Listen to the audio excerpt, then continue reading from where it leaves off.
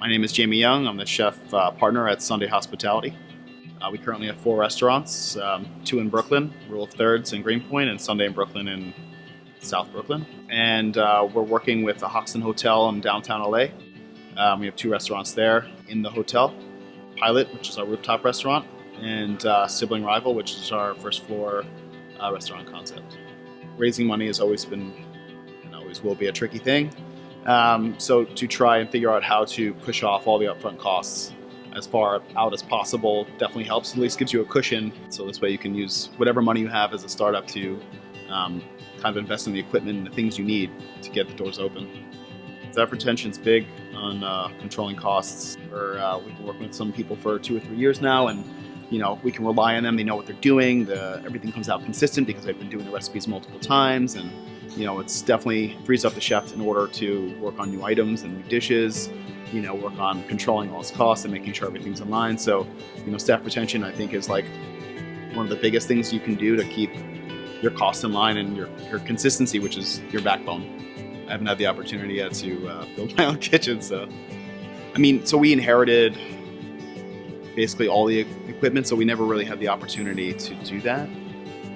With that being said, having 8 or 10-year-old refrigeration, inevitably we have to change it all. So we do obviously look towards things that are more energy efficient, not only because it's better for the planet, but obviously because it helps our bottom line. When we do buy new equipment, or whatever it may be, we buy new all the time, especially refrigeration.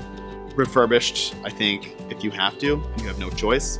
But if you can, definitely buy new because it'll last you longer and you have a warranty and they'll fix it for free.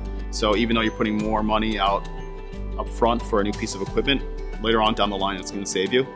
We use the 3-bay sink obviously for pots and pans to get most of the muck out of there, but with that being said, dishwashers, still throw them through the dishwasher. We try to separate our glassware from our dish pit because sometimes your porters aren't changing up the water enough, so then there's nothing worse than getting a wine glass that smells funny. And for me, that drives me nuts. So we do have an under-counter glass washer at our bars. Especially it's a little bit more practical for the bartender so they can get their glassware back fast enough. Sometimes the dishwasher's bogged down with so many other things, they don't get to the glasses fast enough, so then the bartender's short.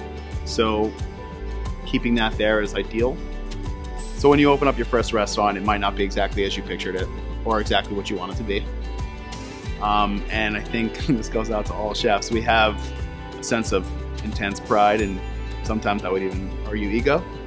And sometimes that blinds you in a way where you forget to consider what things cost and what the impact of that cost is, and what the impact is to the longevity of the business. So although it's important to express yourself and do all those things, it has to be reasonable, and it has to fit the demographic of diner that you're servicing, like the neighborhood you're in, where you're at, and who you expect to actually sit there and eat, and what you expect them to actually pay for what they're eating. And I think sometimes